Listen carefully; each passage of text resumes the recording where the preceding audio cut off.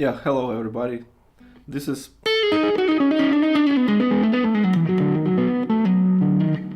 a live stream on calling Elvis, and for the last week, I I walked around and just thinking how I'm gonna talk about this song because it's such a big song, it's such a hard song, complex song, almost impossible to tackle it actually, and that's something people tell me, and then I ask like, what do you think about calling Elvis, and then they say, well, I don't know where to start, and the same thing happens with me. I don't know where to start, and because obviously you can't play calling Elvis on one guitar.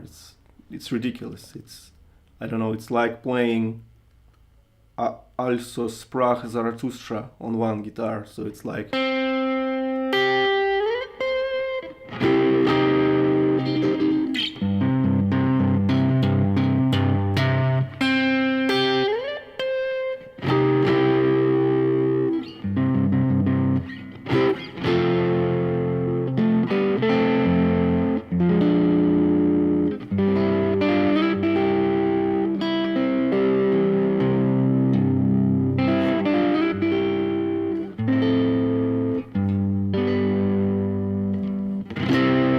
I mean, it just doesn't make sense if you have an original. And of course, calling Elvis calls for the band because it's these drums.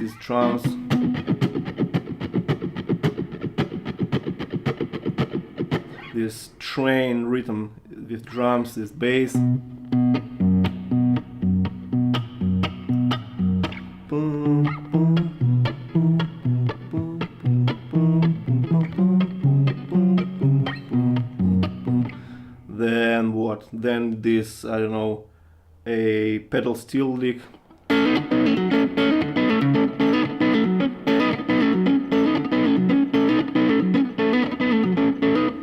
And so much is going on in this song because you can actually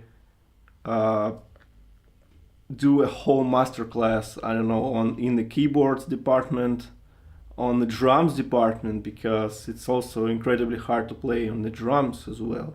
And so, but naturally there are two things to discuss basically: the main riff, which is of course everybody wants to play when it comes to calling Elvis, and the solo, which is also pretty good, which I recorded. So it's easier for me to discuss here because I have it pre-recorded. And also I wanted to discuss my just my main takeaways from learning this song. And the main takeaway here would be is that it's a fast song. So the biggest thing you can really do here is to study economy picking and put in just as little energy as you possibly can. So you'll see when I will play the solo and the riff, but it all comes down just to this conservation of energy. I don't know. It's making as little movements as possible. My hand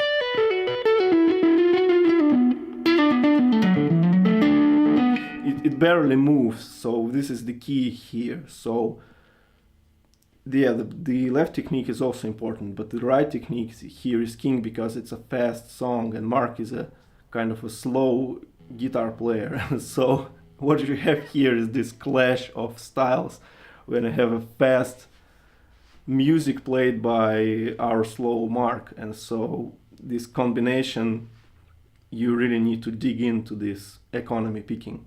And so let's discuss the main riff. And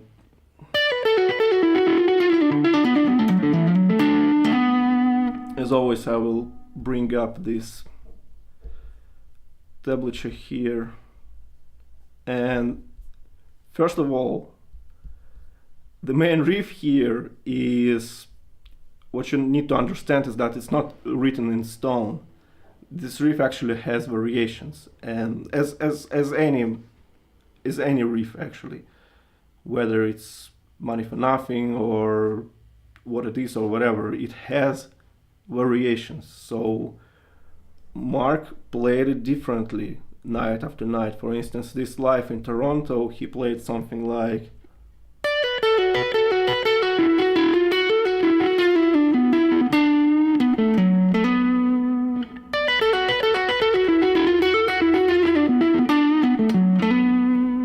so it actually changes from night to night. But this standard version, that I call standard version, it goes something like this. So you can see it's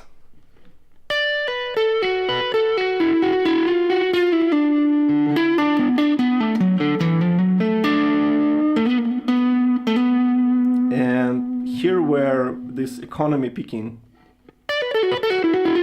gets into the picture, because if you take a look at my right hand, what I'm doing here, so you can see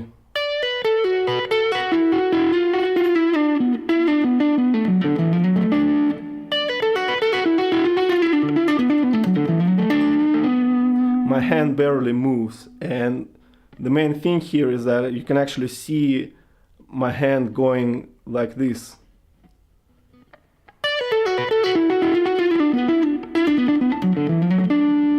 All the way down here, so it's this kind of motion. So it's very fluid and very economy, I would say. And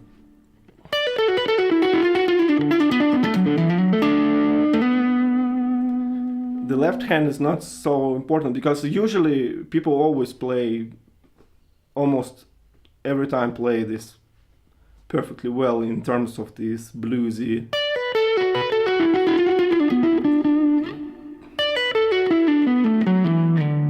because it's the first pentatonic shape everybody learns, and so it's not that hard to wrap your hand around this concept. But then it comes to the right hand, this is where the trouble comes in also. And so another takeaway is that in order to save power and save energy, what I do usually is I start everything from the index finger. So it's something like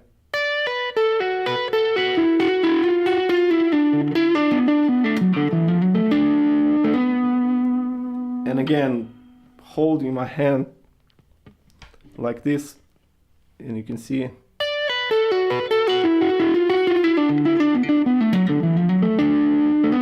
and even here, so it's two hammer-ons and then two fingers like that.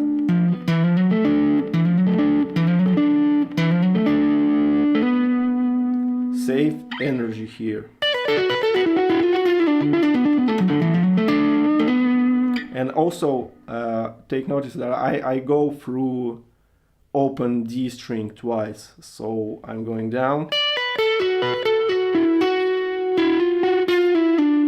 and then open D string and open D string again.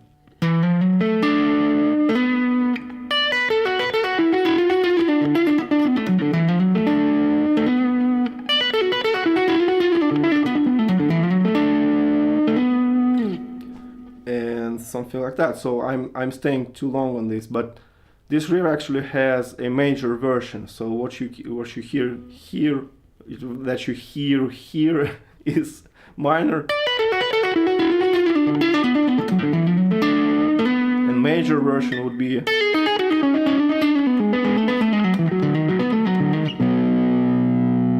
something like that. It's exactly the same idea going on here. So that would be this major pentatonics variation, and again starting with index finger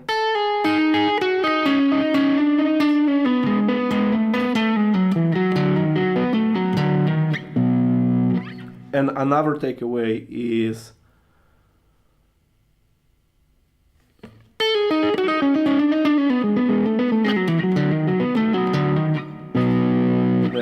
I just I forgot what the takeaway was. Well, yeah. So another takeaway is that in this particular song, whether it's solo or riff, usually what's happening is I'm plucking the string only, then the string changes basically. So you can see it in both riffs here. So that's the standard version, and I'm playing index, then pull off, thumb, pull off again, then index, thumb, string changes to the third. So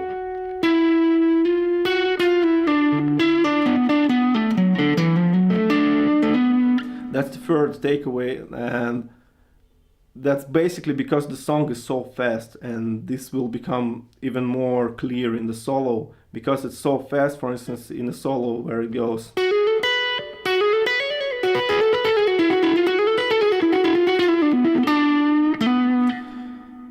it's tempting to play, trying to play more pluck strings multiple times, for instance.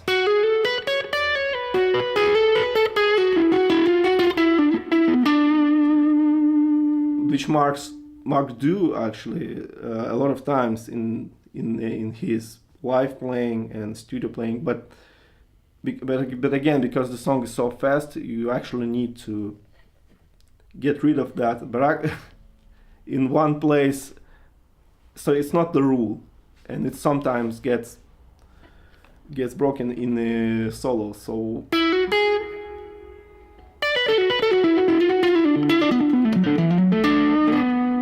another variation is actually Phil Emanuel's variation, which is pretty interesting. But Phil Emanuel is Tommy Emanuel's brother, and he played something like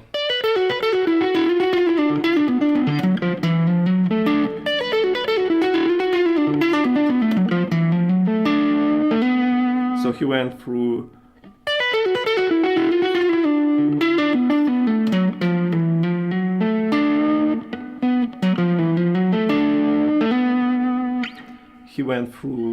this.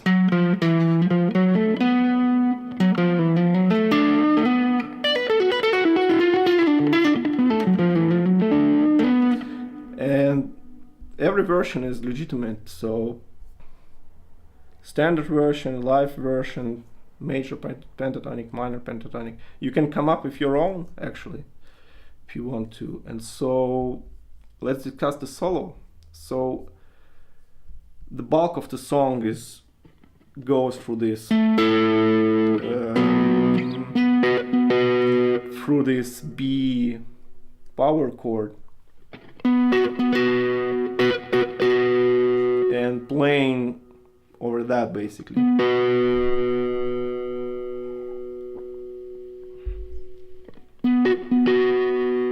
And this solo uses pretty much three main ingredients. So the first would be a B Mixolydian scale and two pentatonics basically.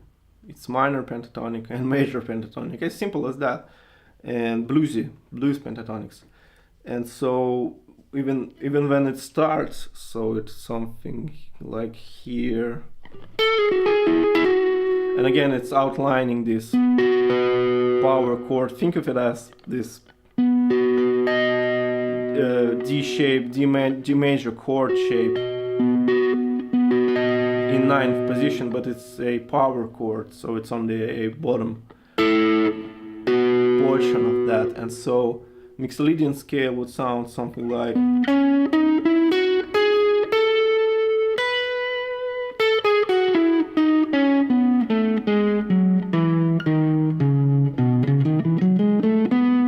so it has this A here.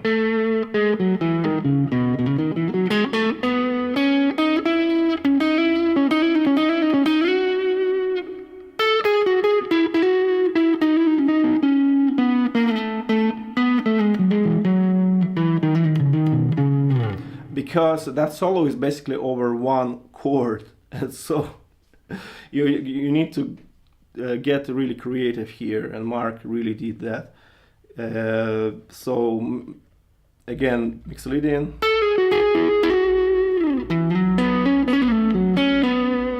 That's all Mixolydian.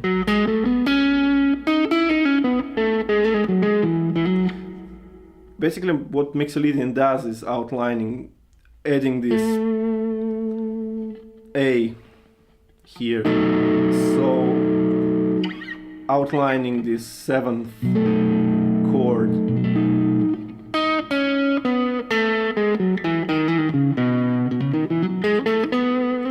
And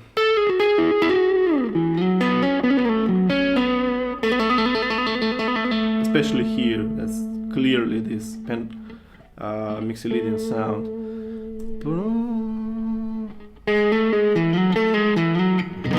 Then this trick I always do is, and Mark always prefers to use that one. So what it is a power chord reinforced with the bass here. So it's this huge sound, just like in Zarathustra.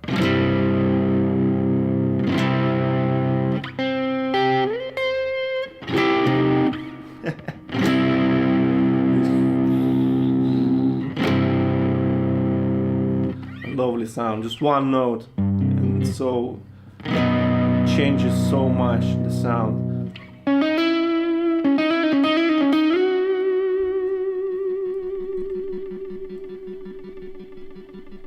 Mixolydian again.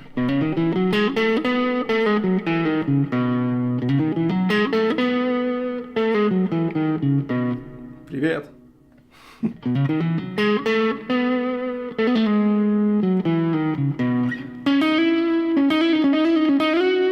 And here it switches to pentatonics. So this is the same shape that's played, that's main riff played in, and it starts like that. So it's which is in a tab here. So it's when it goes to here.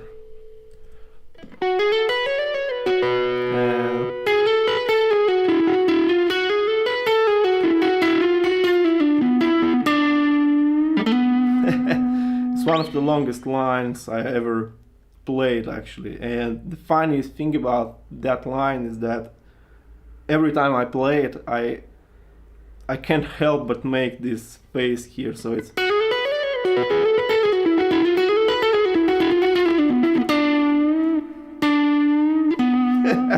and Mark is doing the same. So it's not like a typical guitar face when you go like that. So you usually you actually want to make this face. So it's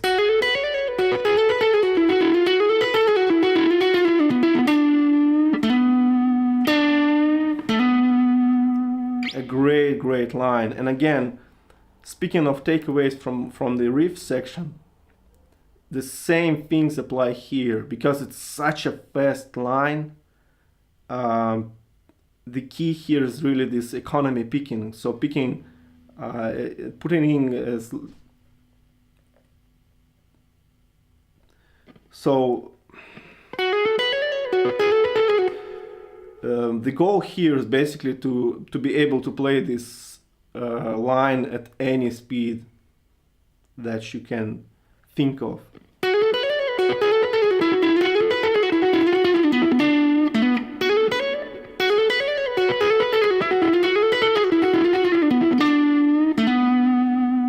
And again, it's all possible because because the line is finely constructed, and because it's again all about economy picking. So what happens here is, again, I'm plucking the note only then the new strings arise, basically. So it's 3 hammer-ons here.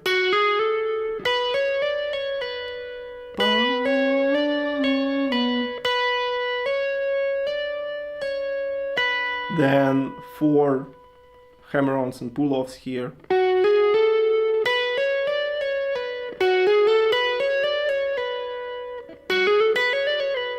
Then on this I'm switching to this little bar thing here.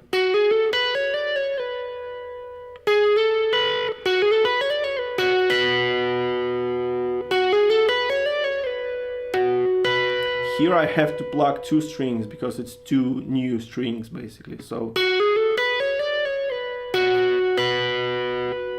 and this is where the tab starts here on the screen. It starts actually with the thumb. So, and again, thumb plugs this. Then index finger plugs the new string. Thumb. Two pull-offs here. Thumb. Again, new strings, plug it.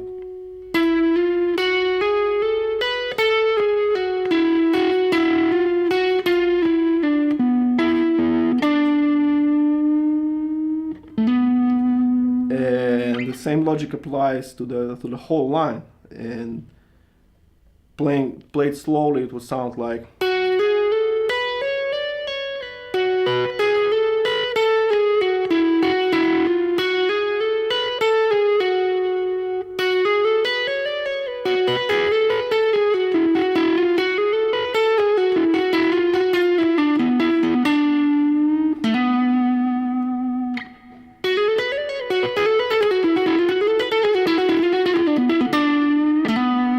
And right hand.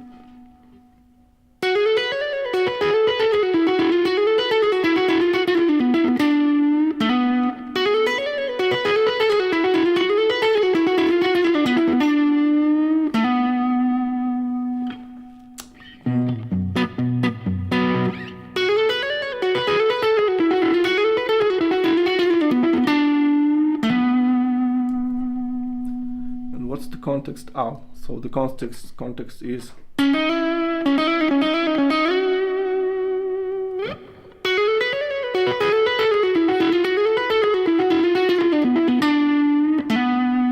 and the line actually starts as you can see here, so it would be 1, 2 and so 1 and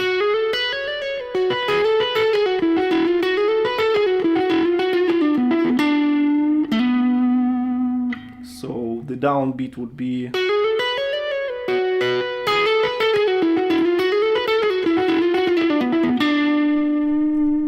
so yeah, the main takeaway here is that the line is extremely fluid and extremely smooth, putting in as less energy as you can, basically.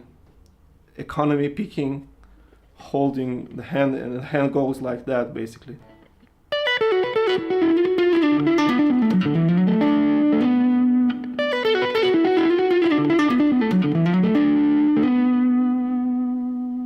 Something like that. And what goes next?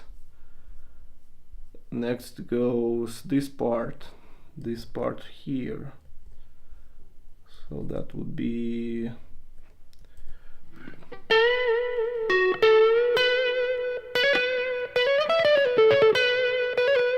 okay, this next part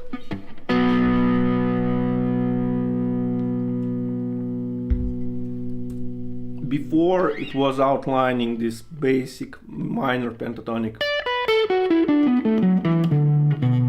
and now it's outlining basic pentatonic but in other box, so that would be this one.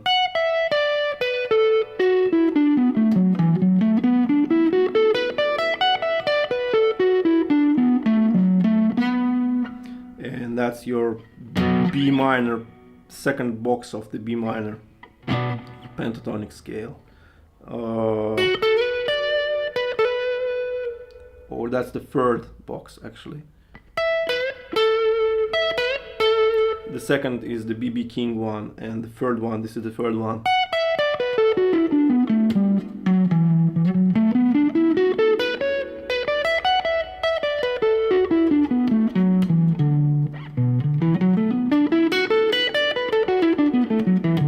Yeah, that's the third one. And so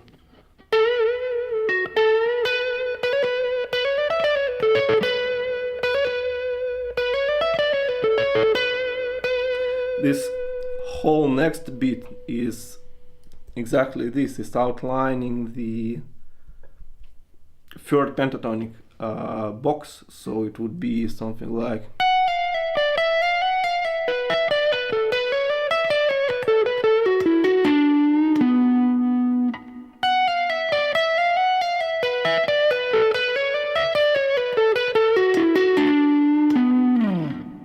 and again, speaking of economy picking and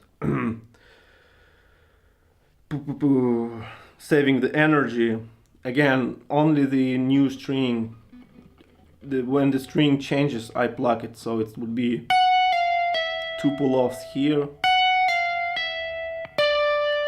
pluck the 15th fret, then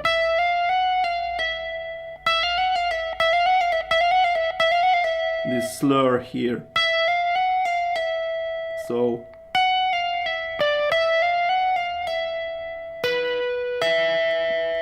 pluck 2 strings because it's two strings, pull off here, and new string again, so I pluck it, and then 2 hammer-ons,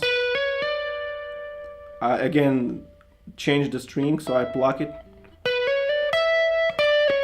change the string, I pluck, and so on.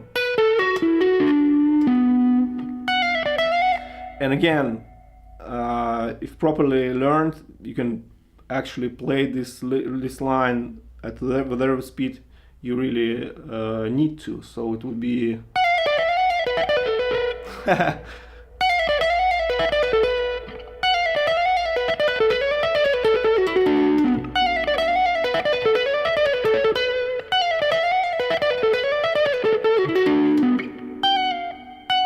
something like that, just because it's so finely constructed again.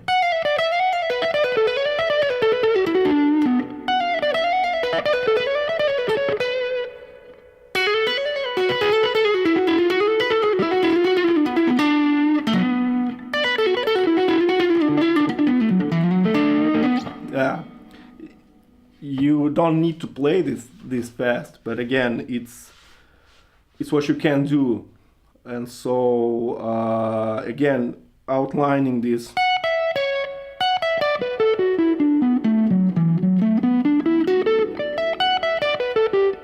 outlining the third position pentatonic scale, again slowly, and that happens a lot in this solo when I switch to the little bar here, because you need these 2 notes.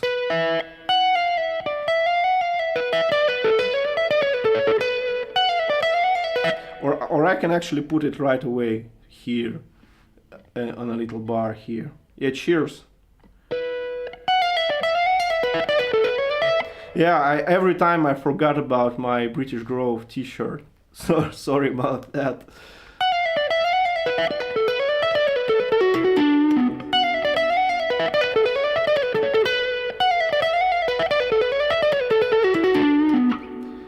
And yes, the main takeaways here are just the same. Start a new line, or pluck the string when you change the string, basically. Use as little moves in the right hand as possible.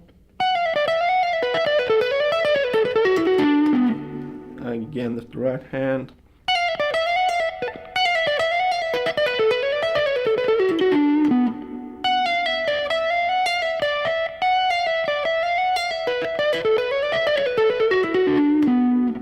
Boo, boo. Something like this.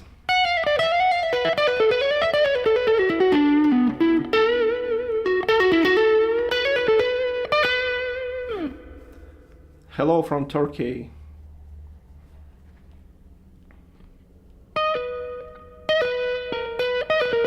Ooh.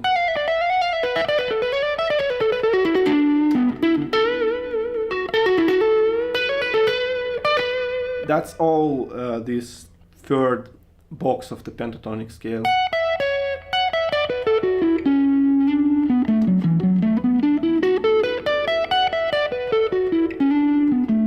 And next goes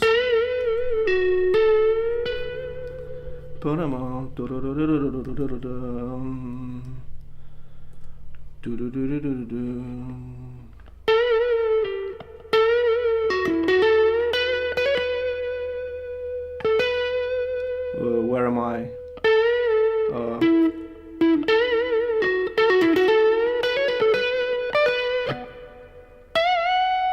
This part I already discussed actually in my shirt, where I was talking about me making mistakes, and I make mistakes all the time. And that was the case when I played this line here with my third finger like this.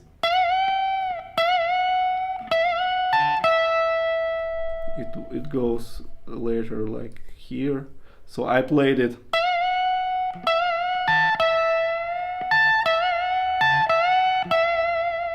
And actually I overshot the bend here. So I played something like this. And the trick here is that you actually need to use the second finger or middle finger. That way you need more control, you have more control over this bend. I can bend it exactly where I want it to bend.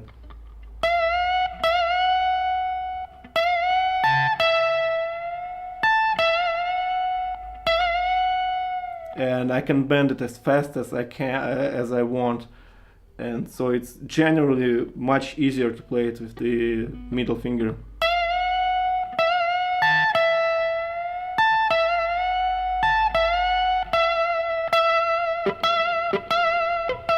Then this little trick here where I actually I'm playing the muted third string, and I actually mute it with the top of my middle finger here. So it's like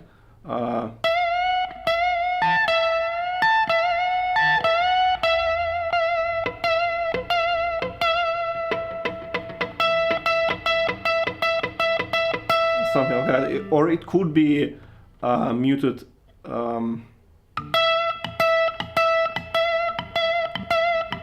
it can be muted second string as well, but it doesn't sound as good.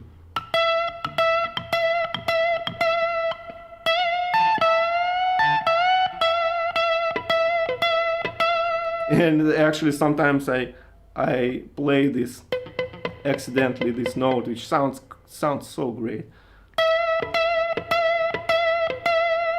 And speaking of the second finger, the next line actually starts on the first finger. So that's why it's so important to play it with the second finger, because when I played it with the third finger, I actually need to jump here like that in this stupid kind of motion. And it's so awkward to play.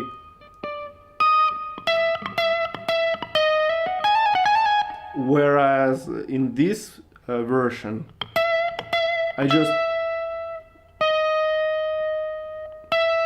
it saves so much energy actually.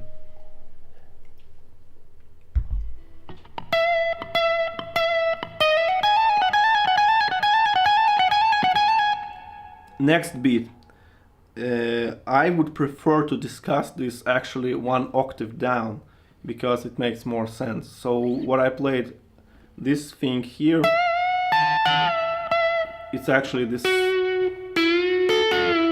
the 5th fret, so it would be 17th fret here and 5th here, so it's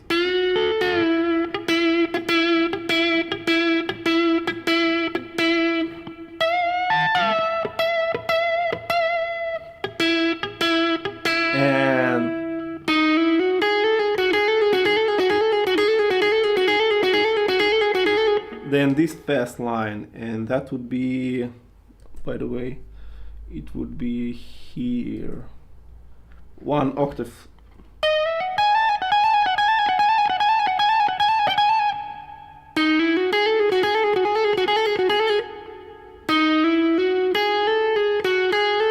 And again, same rules apply, so I'm plucking the string when it changes basically.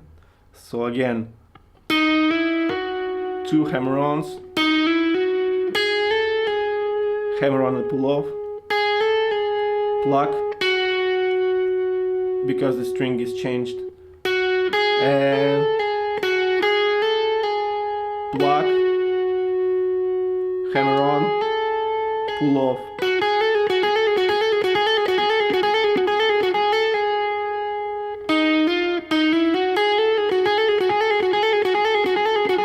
And this is actually here, this is the place where Mark breaks the rule, in the sense that I was talking about this changing the string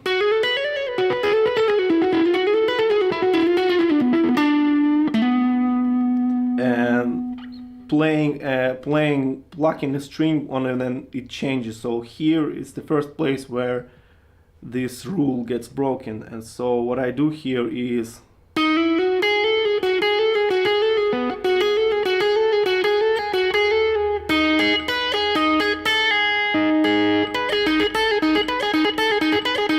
so I play this, and here I don't know whether it's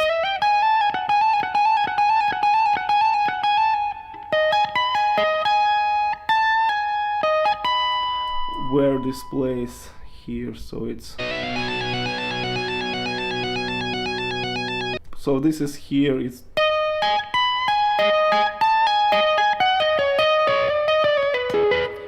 and that's actually probably the hardest part of the riff, so I'll spend some time here. And again, what I do here is and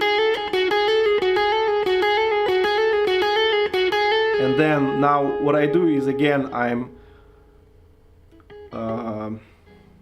pushing this 2 string bar here.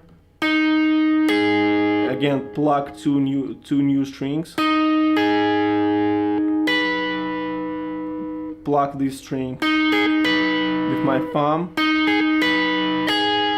Pull off. And now thumb, index. And here, this is where the rule changes. So I actually pluck the same string with 2 fingers. So it's index, thumb, pull off.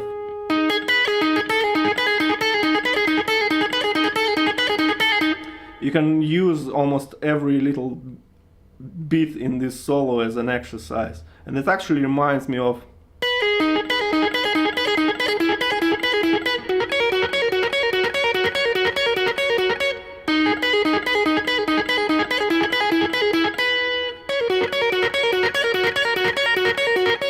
so here's a little bit of Sultans of Swing in Calling Elvis solo. And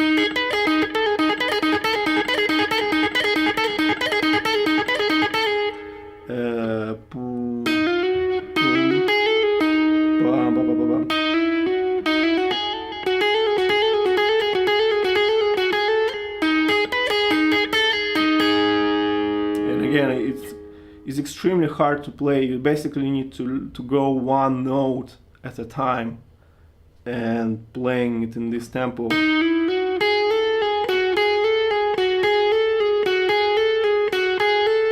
Switch to the bar.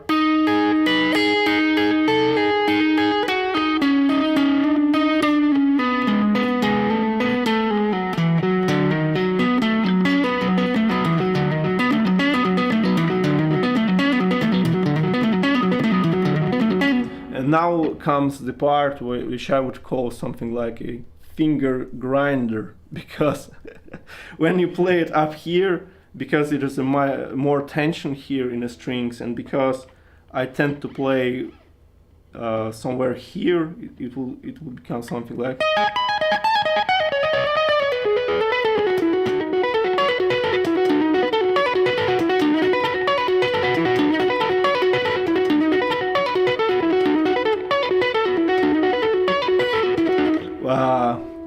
I remember my hands just was worn away after I learned that, just because it's a cool line and it's an epic loop here. So what it is actually, it has this jumping ring finger, what I would call. So it goes.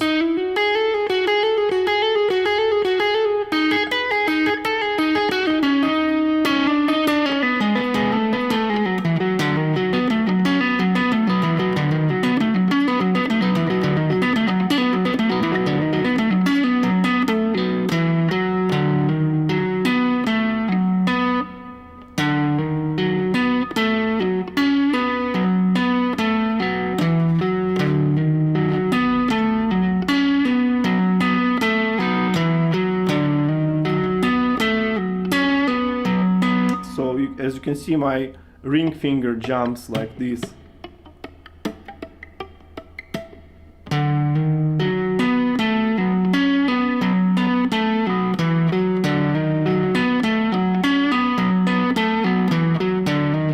And in the tablature, the loop would be here, somewhere here. So it's this span of notes, that would be that. So but I'm playing it one octave down, so it's something like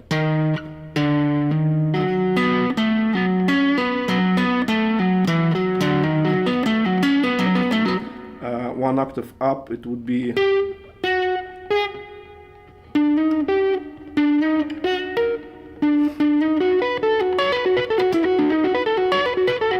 so it's all the way up here. And again, same rules apply as before. So I'm plucking the thumb here, then this hammer on, 2 fingers, because it's conveniently placed notes here. Then again, changing the string, so I pluck it.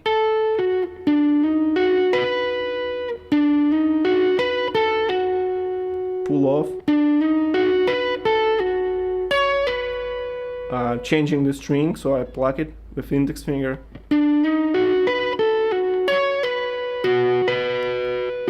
Then this thing again and again, same things over and over.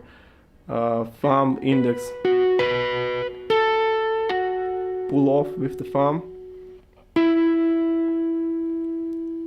Thumb, index, thumb, and so on. And slowly it would be something like. Sort of reminds me of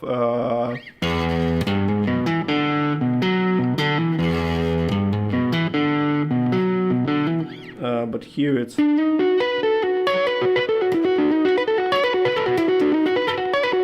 but again slowly.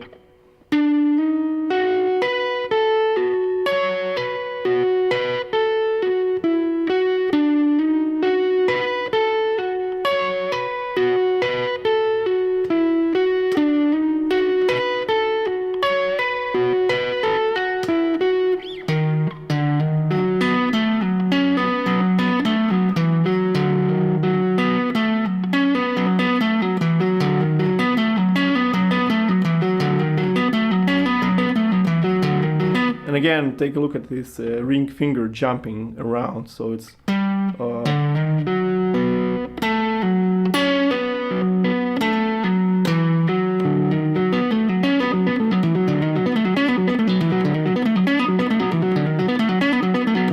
it's a ridiculous line. It's a ridiculous line. I can't even imagine how hard it would be to learn for somebody who only starting to play, but it's what it is, man.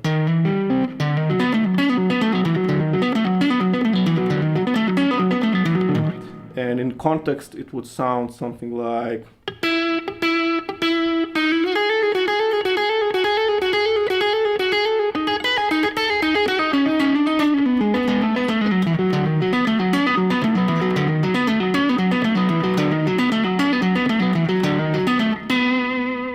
or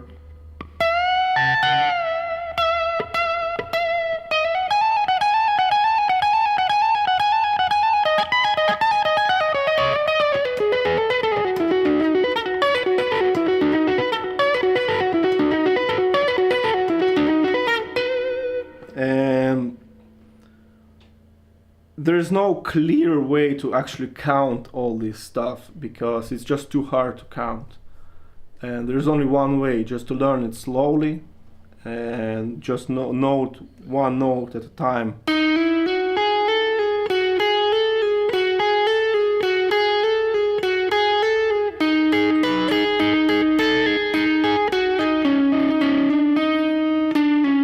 And actually this line here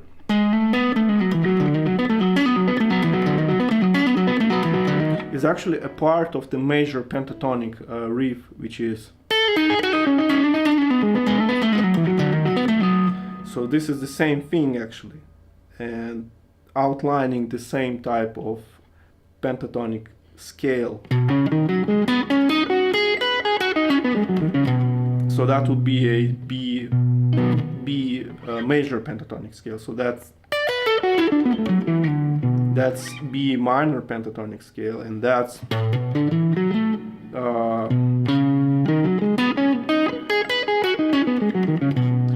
B major pentatonic.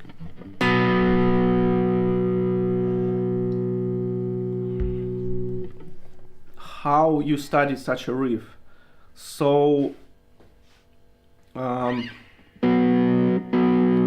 yeah, it's a hard thing to discuss. I used to slow things down, but now I'm actually learning like this. So if you have this line, this fast line like this, which is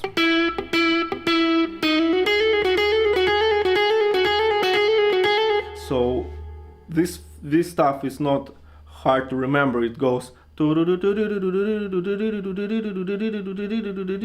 I basically play this. Okay, where it goes next? And I listen to this short segment of where it goes to, and I try to remember a few notes ahead where it went to. So it goes like.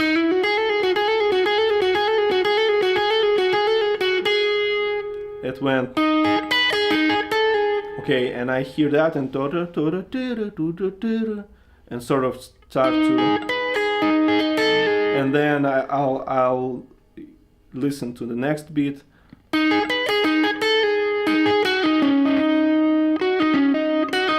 instance, this little. So yeah, I learned just by small little segments, and usually I'm not slowing down things because I used to. But now I just basically listen to it everywhere I can, on YouTube, on Spotify, or wherever, and where I stopped. So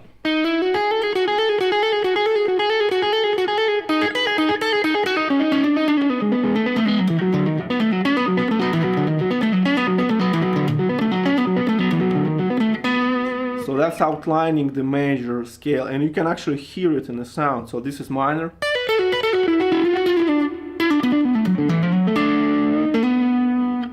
And this is major.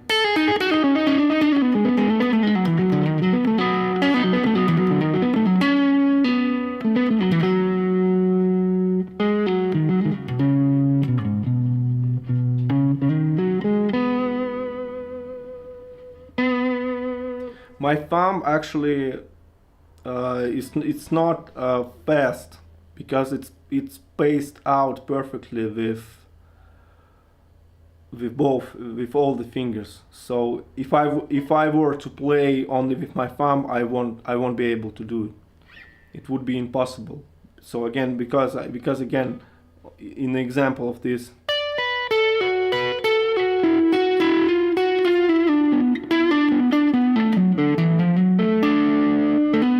The beauty of this style of playing is that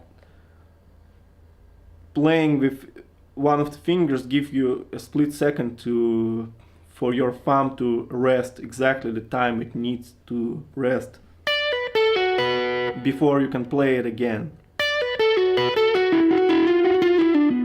So it's usually not like two thumbs in a row or two fingers in a row. It's evenly spaced that way. That's why I'm able to play this.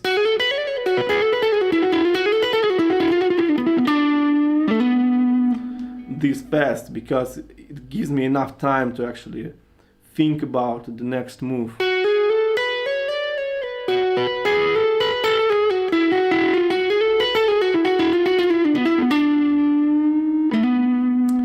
So where it leads next?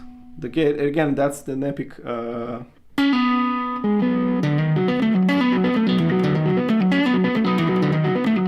But you can actually see the downbeats here. So downbeat.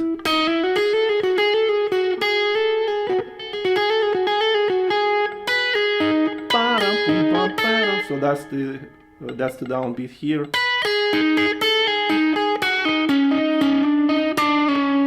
Here downbeat is actually here in the second finger.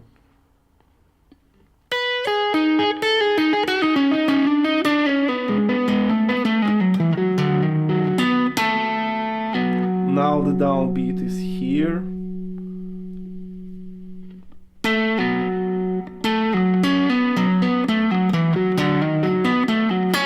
Now downbeat changes to this note.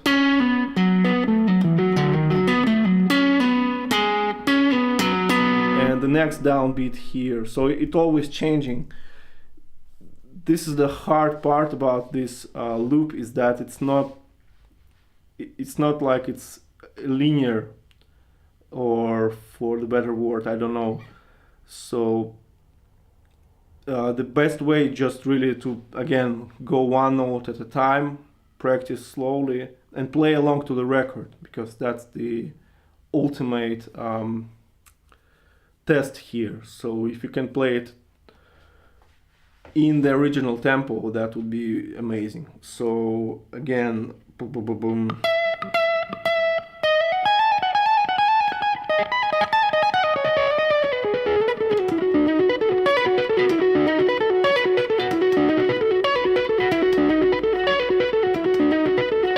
You can actually go forever with this.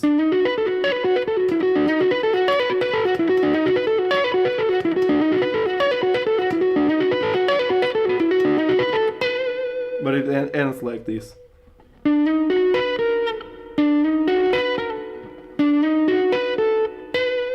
Like this.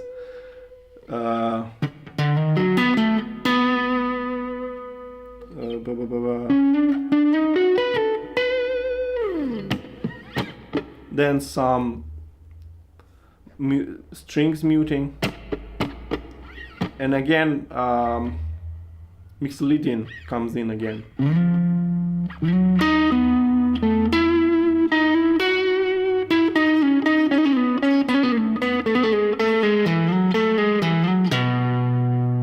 So basically, like in the beginning.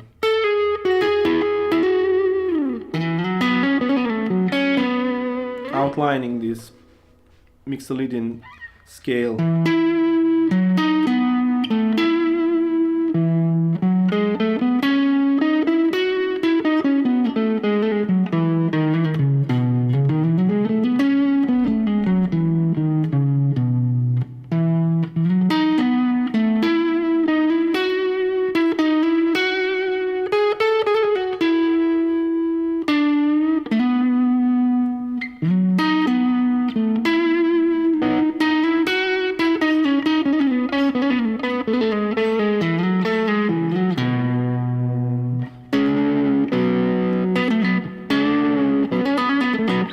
When then goes not the most exciting part, but it's pretty cool nevertheless.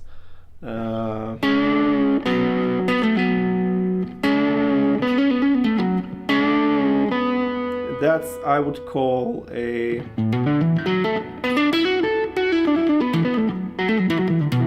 this minor pentatonic. That would be the fifth box of pentatonic scale. Again, B.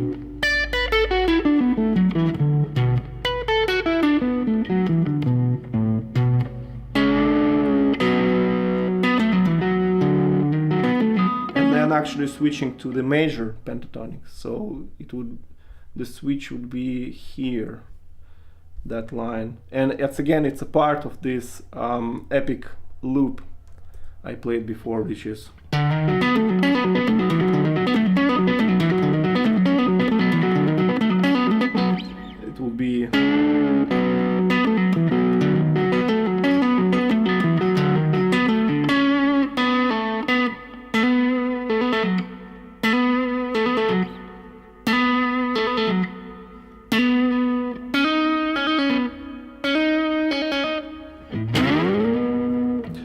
And so that's it. And yeah, hi from Italy. Hi, I love Italy. Every day I make some coffee with my mocha pot. So yeah, I love Italy. Bum bum bum. I live stream wherever I can. I am heavily based in dependent on inspiration. So for instance, I thought about calling Elvis for a week. I just don't know where to start because it's such an epic song, and I'm discussing this solo here almost for an hour, and you can go forever discussing this stuff, discussing every little bit here. But the truth is that you kinda need a band to play it, so it's like a two-player only game here. So at least somebody outlining this.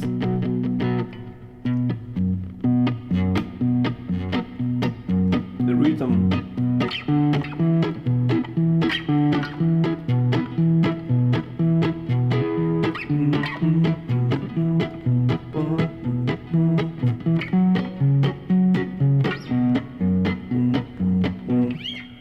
And playing over, because I don't even know that any virtuoso can actually pull it off.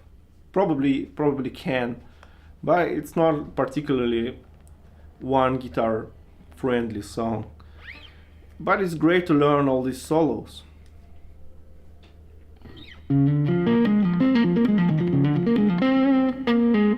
Yeah, J.J. Cale is of course a major influence on Mark's music, and I had a little playlist of J.J. Cale songs that sounds like Mark plays on these songs, because it's basically the same sound. He take basically this fourth position. He took this 4-position pentatonic and finger picking, and also this this similar singing style as well. So yeah, Mark owes a lot to J.J. Cale for sure. And I'll probably go once again for the solo, because again it's so hard to play. So again, starting with the outlining.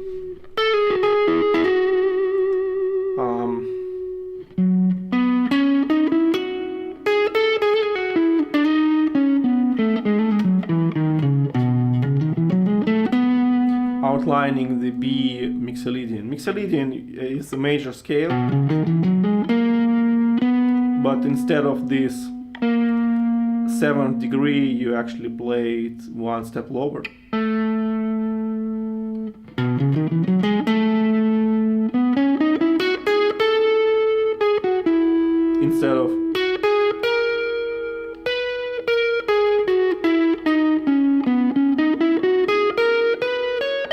Instead of this bright, happy,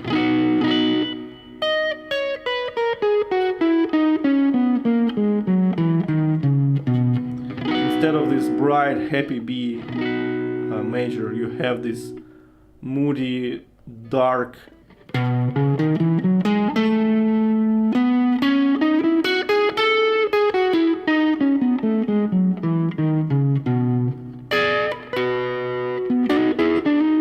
extremely bluesy.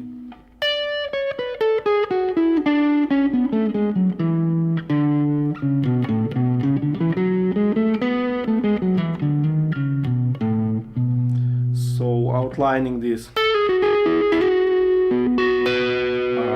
B power chord, playing around this 7th flattened degree, exactly the mixolydian stuff here. Basically outlining the B7 chord. That's what it is. It's the scale for the 7th chord.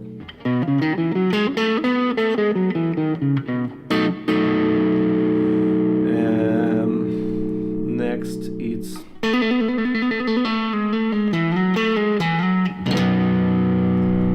here I'm playing regular power chord reinforced with the thumb for the huge sound. It's huger.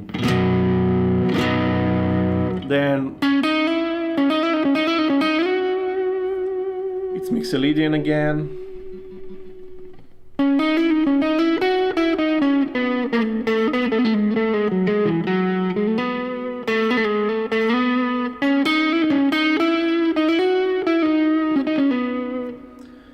And to the epic run, which starts like and goes next here.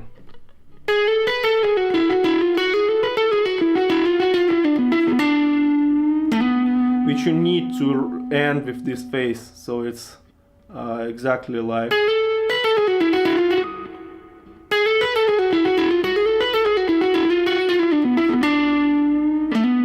just like Mark did.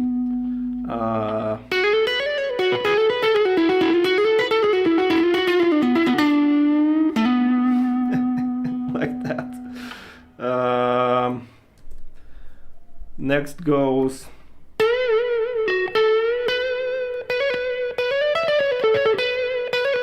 outlining the third pentatonic scale box.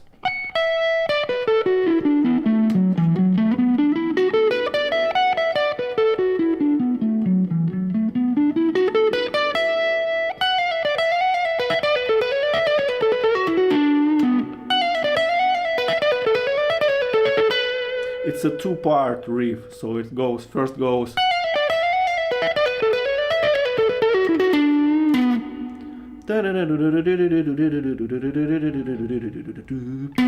and ending on this low 14th fret.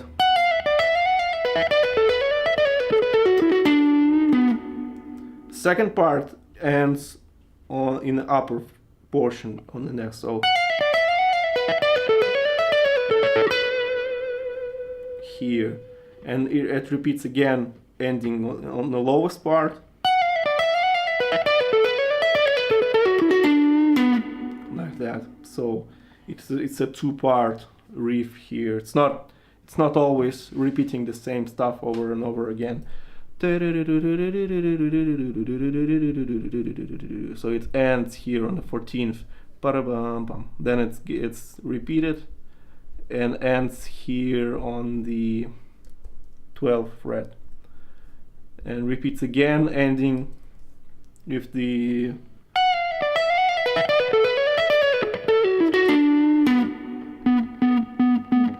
on this root here.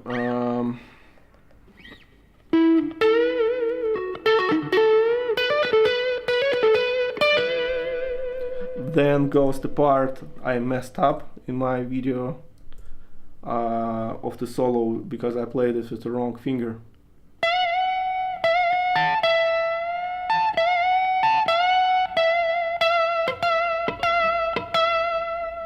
Some muted strings, and then to the epic loop section.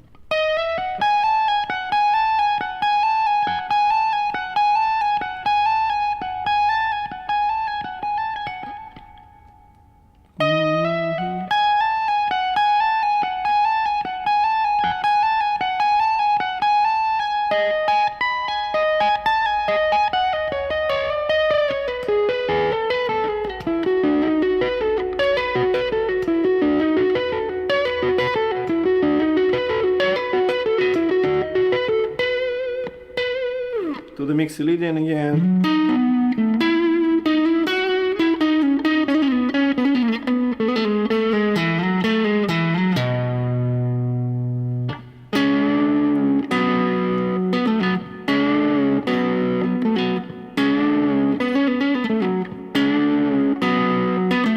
And that's, by the way, bending with the little finger up the neck, so it instead of usual up motion or down the neck, because on the guitar down is up and up is down. So down, instead of this, it's bending up with the little finger.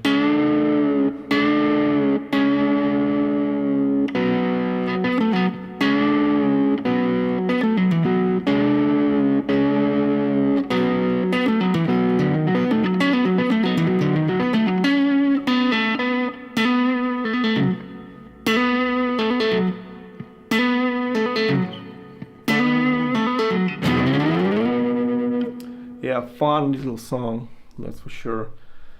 And speaking of complexity, I think Phil Palmer played the second guitar on Every Street tour, and I think he played it something like in the tuned up whole step guitar or something. It's incredibly hard to play.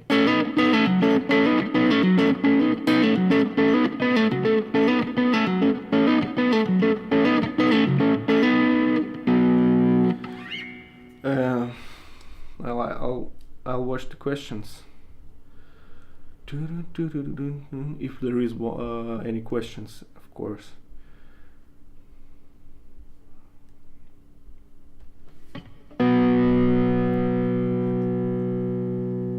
Yeah, hi friends.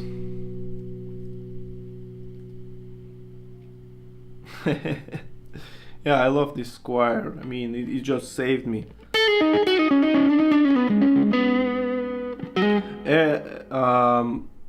All the tablatures are in description, as always. What I need to upload additionally is this.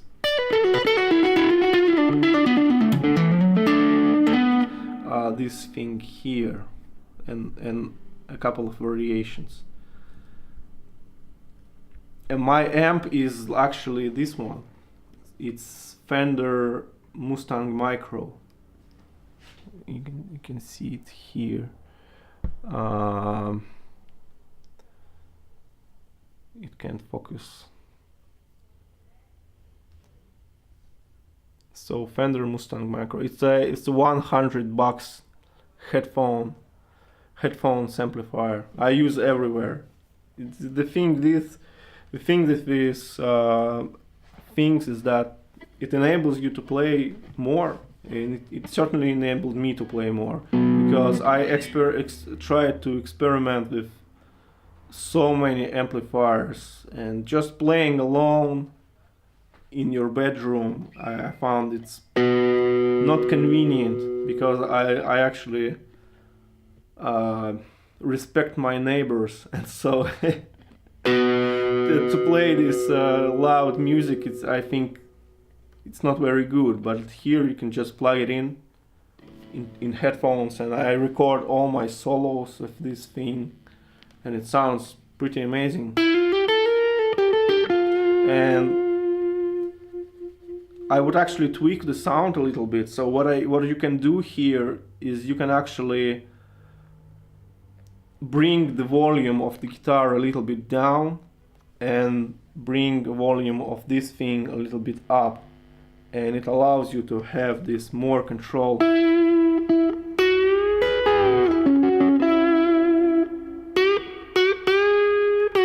So it's almost like a clean sound, but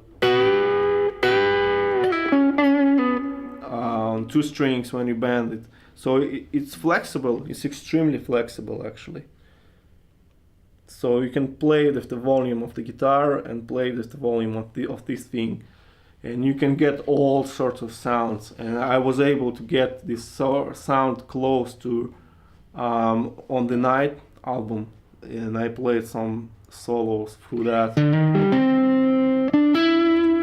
But here it's more or less just your basic overdrive. It's the amp. It's the yellow amp here. Yeah, tablature available for free. On Patreon you can't support me, basically. It's not like I can't actually come up with some unique tiers, because it's too hard for me, because I work so hard on these things that it's better to have it for free and people just supporting me if you want. So it works like that. I don't want some paywall or something like that. I'm not a fan. But if you want to support me, you can support me on Patreon. That's for sure. It would be here, as always, at the end of my live stream. I would recommend, so tabs in the description as always, and this Patreon, buy me a coffee. If you want to support me, do that, and I'll play the whole thing slowly again.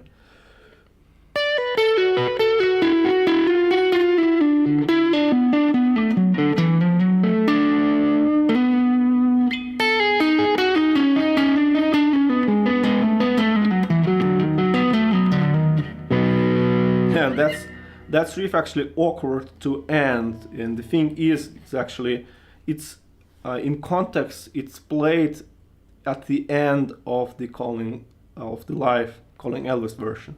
So they trade some riffs there. Mark plays, then pedal steel plays something, and then this.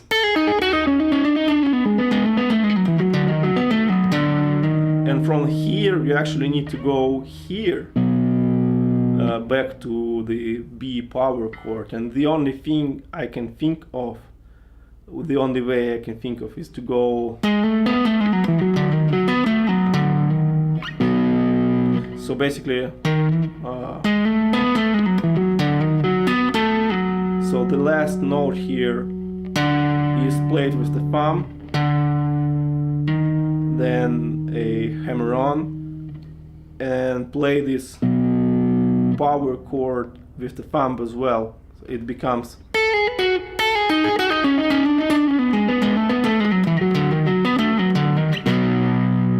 like that, and you can play it even faster than that. So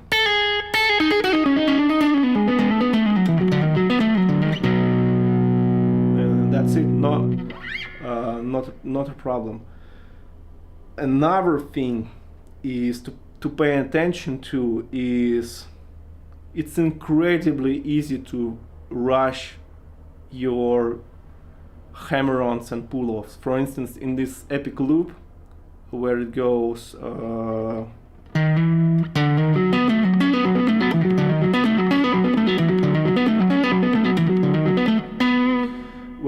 like this, it's incredibly easy to rush it. So for instance,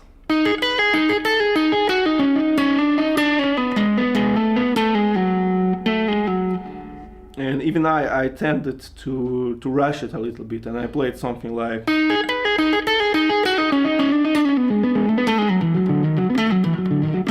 and a little bit, because it's such a handy move to just play a pull-off.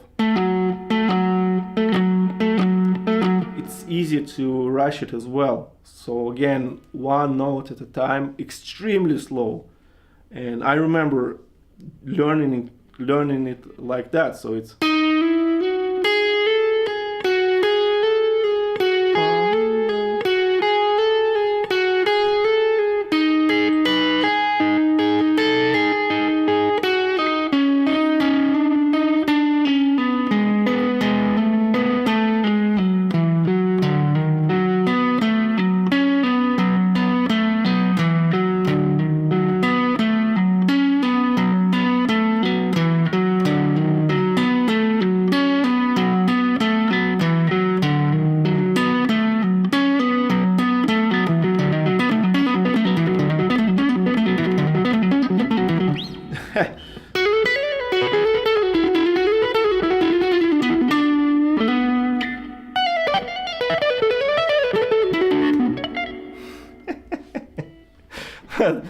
the goal again is economy picking, plucking the strings only when you change the string, not rushing your pull-offs. That's really important. Yeah, Wild Theme and Local Hero is man, it's even harder than calling Elvis, because there are so many versions. There are so many versions. There are 2 versions of the tune, and I just don't know where to start again with Local Hero. You have this, or I can actually switch to the clean signal.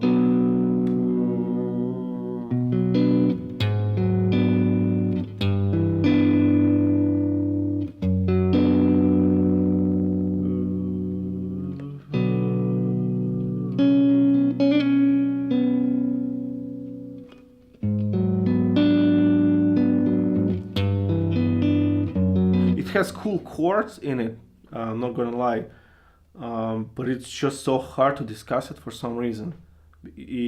I have some ideas about Local Hero, but it has to be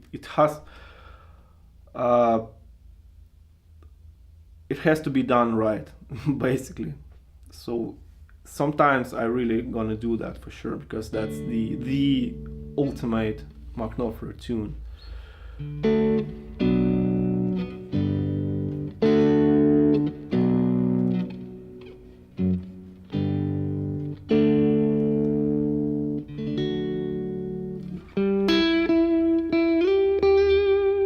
Wild Theme is in C major and Local Hero is in D major, by the way.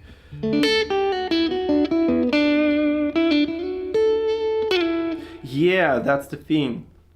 It's really sounds. I can't remember exactly how it went. It went like boom, boom, boom. Oh, I can actually probably look it up somewhere. It went.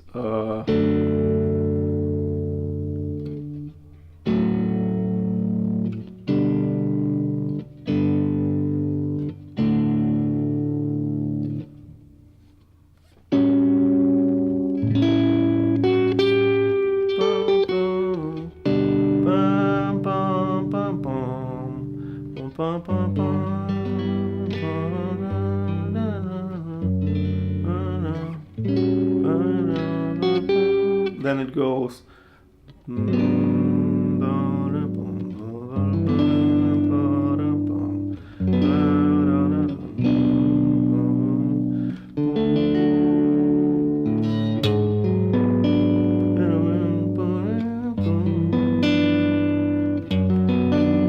Yeah, it does sound a bit like a baloney again.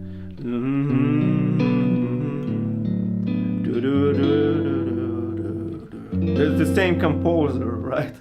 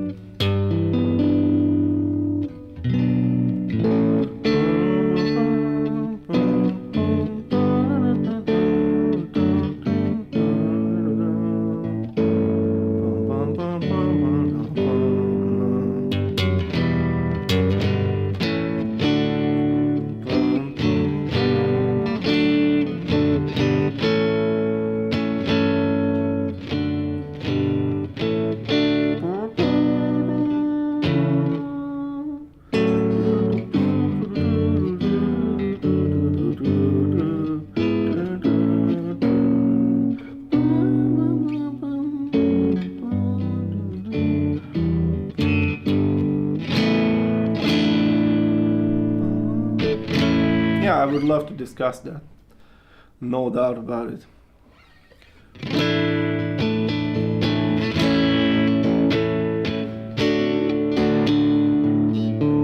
And there are multiple great covers of that tune as well. My friend recorded it with the piano, and he recorded in the in the wild theme fashion. Yeah, this local hero theme really has this bittersweet feel about it. Yeah, I have a lot to say about that. So yeah, I will make this video for sure. For sure. Okay, so I'm gonna upload this calling Elvis riff, and you have these minor pentatonics variations, which is I took from one of the live shows.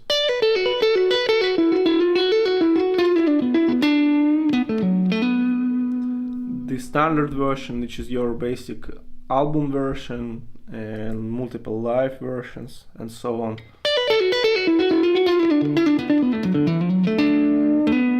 And as you can see, it's a string of 16th notes, basically, and it's especially evident in this major pentatonics version.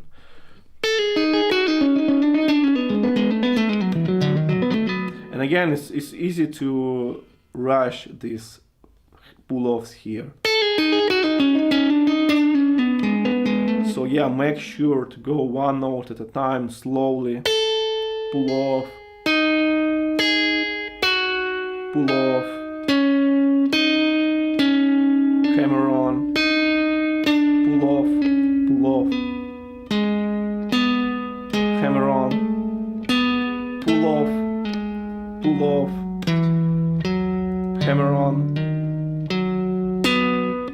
pull off, hammer on, like that, very slowly, very slowly. Yeah, this is the greatest video on YouTube, the Macmul custom video with local hero. It has 2 million views, unbelievable.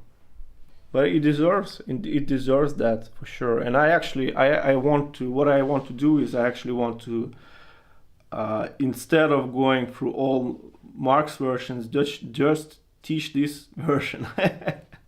Why not?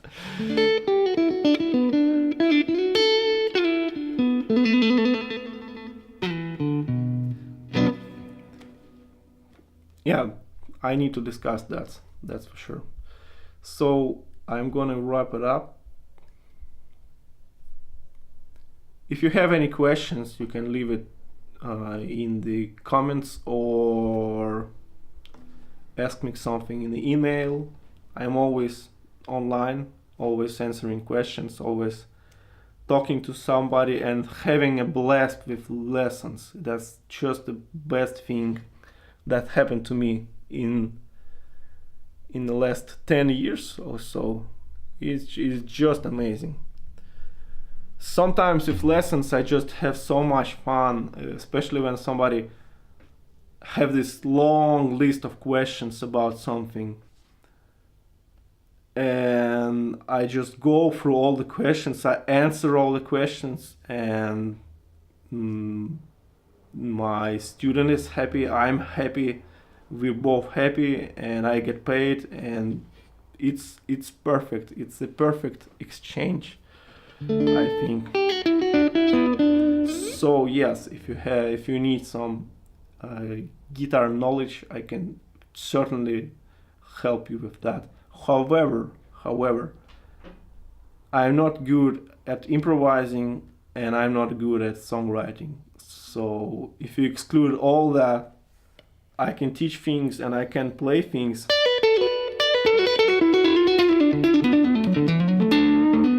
And I can explain things, but I'm not a musician, so I can't actually, I don't have a vehicle to actually use that. And so what I can do is teach, and that's my thing.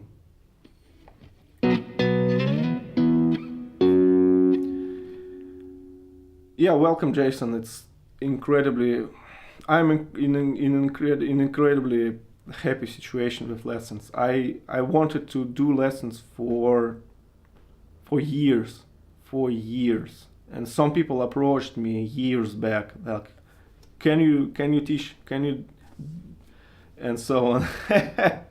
And so 3 years later I'm like, yeah, well, let's try.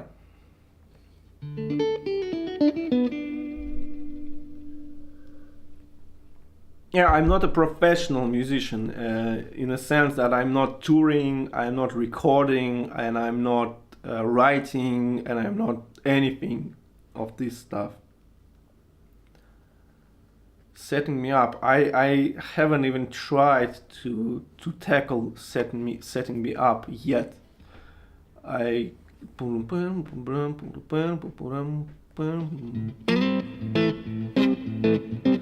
I I need to check out this song. I know it's a cool song, and I first need to check out whether it's in open tuning or not. But I still have many songs left, and that's actually the song. Calling Elvis would be the song number 90. So it's a 19th song.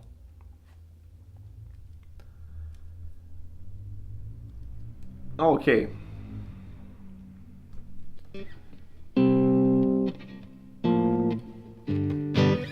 Yeah, so yeah, thanks for watching. If you have any questions, drop me an email. And with that, I'll probably leave it at that. Thank you for watching.